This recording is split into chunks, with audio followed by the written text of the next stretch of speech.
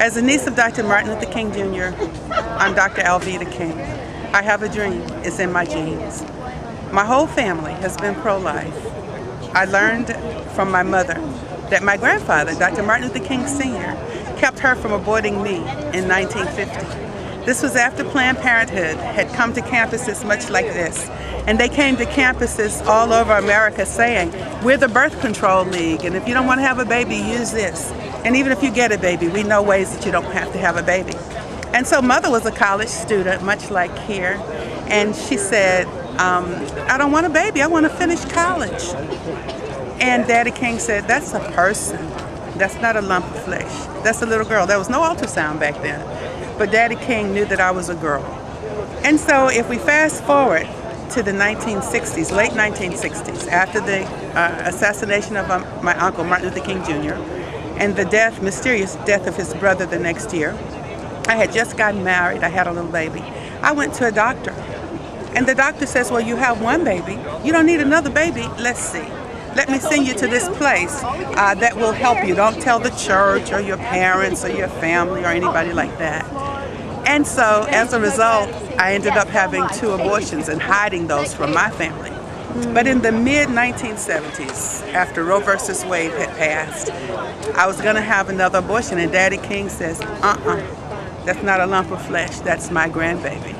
So that's the kind of life that I have lived and grown up in. And in 1983, I repented from my own abortions and all the harm that was caused by the abortion, including the death of my little babies, much like you see in the pictures behind me.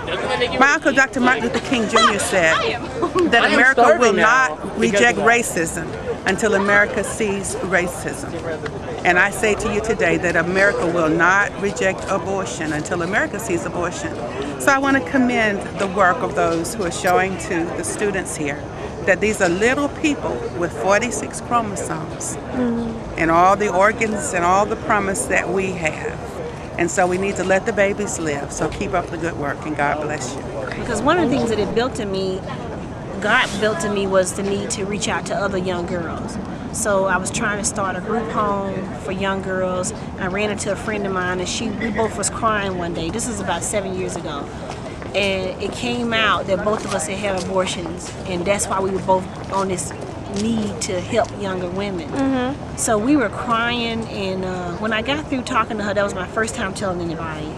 And I could hear God telling me, I'm going to use your secret. That secret right there that you have that you're not telling anybody, I'm going to use it to glorify me. So that was the beginning of it. And then slowly but surely I started kind of telling one more person. I started volunteering at a pregnancy center. And I remember 2 years ago I saw an email that came across, and it was a picture of little baby pieces, and I remember thinking, oh my God, is that what it looks like? You know, and it was my first time seeing it. And then when I went to the pregnancy center, we had training to be a volunteer. And in the books you could read about the abortion procedures. And I remember thinking, oh my God, is that what I put my baby through? You know, listening to what they do, reading what they do. And then just recently, working with Dr. King and the Priest of Life, on their website they have all the pictures of all the aborted babies. And I remember just being overwhelmed when I first saw the website, and really just, you know, thank God I know God has forgiven me for this.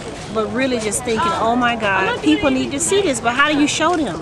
How do you show them the truth? I didn't, you know, this is what my baby went through. This is what they sucked my baby out with pieces, and this is what my baby went through.